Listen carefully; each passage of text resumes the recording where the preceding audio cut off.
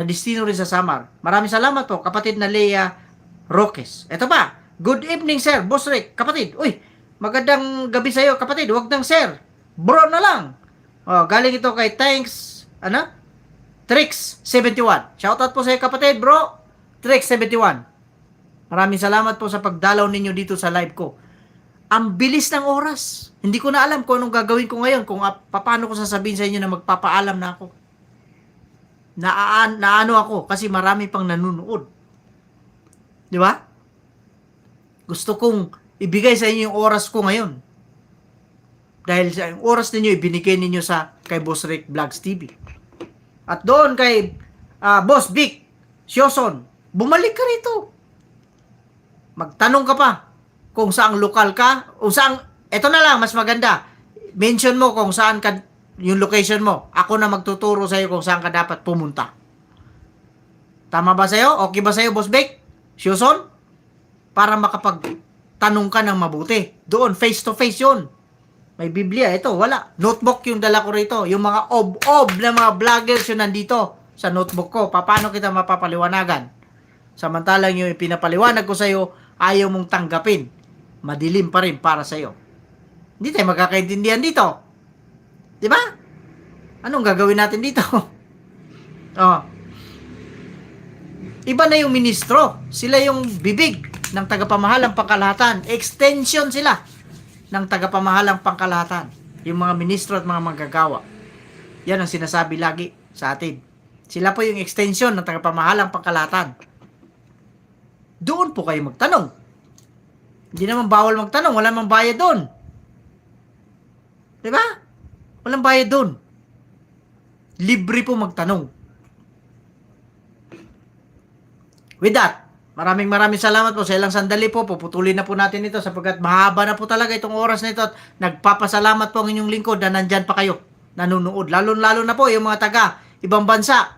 Oh, hindi ko na maalala kung sino sila rito. Kanina, nagkakapi lang yun. Diba? Si kapatid na Velasco. Nagkakapi lang siya. Oh, maraming salamat po, kapatid. Mga kapatid pala. At sa lahat ng mga subscribers, mga viewers, mga silent viewers, alam ko may nanonood dyan, mga ob-ob. Ayaw lang mag-comment. Mag-comment kayo. Habang nandito pa si Boss Rick. Kasi bakit pag ako nagko-comment sa inyo, hindi nyo sinasagot, subukan nyo mag-comment dito kay Boss Rick. Sasagutin ko kayo. Kahit anong sasabihin nyo dyan. Kagaya na sinasabi ko rito, murahin nyo si Boss Rick, it's okay. Fine. Pero, abangan mo rin kung ano sasabihin ko sa'yo. Di ba? Ganyan ang aking patakaran. With that, maraming salamat po. Kailangan na natin magpaalam sapagkat tayo po ay may gagawin din. Di ba? At alam ko, lalong-lalo na po kayo. May gagawin din kayo sa inyong mga tahanan. At salamat po at ibinigay ninyo ang oras ninyo sa Boss Rick Vlogs TV. Di ba? Maraming salamat at abangan nyo po yung susunod ko pang mga live. Shoutout po sa inyong lahat. Hindi ko po kayo maisa-isa. Hindi ko na kayo maisa-isa. Ito na. Late naman ako, yeah. It's, sabi nga nila, di ba? It's better late than never. Galing po kay Boss Warren V. Shoutout sa'yo, Boss Warren V. Late daw siya. It's better late than never. Diba? Kasi naintindihan po natin yan. At maraming salamat po at humabol kayo. Nag-pop up itong live ni Boss Rex sa mga cellphones ninyo. Diba? Uy, nagbago yung aking ilaw. Anyari dito. Diba? Maraming salamat po at meron pa rito. Basahin ko lang ito.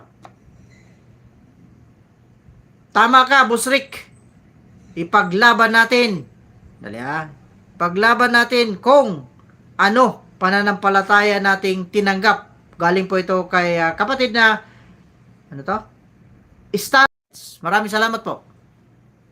/threads. Thank you po, kapatid. Tama po kayo. Lagi naman ako nanonood sa iyo, tol. maraming salamat, bro. Kapatid na Warren V. Maraming salamat po. Alam ko po, lagi kayo nanonood at nakikita ko nga po yung mga komento ninyo. 'Di ba? So, masarap pa sana magkwentuhan pero kailangan na po nating tapusin ito. Pagpasensya na po ninyo at maraming salamat po sa oras na binigay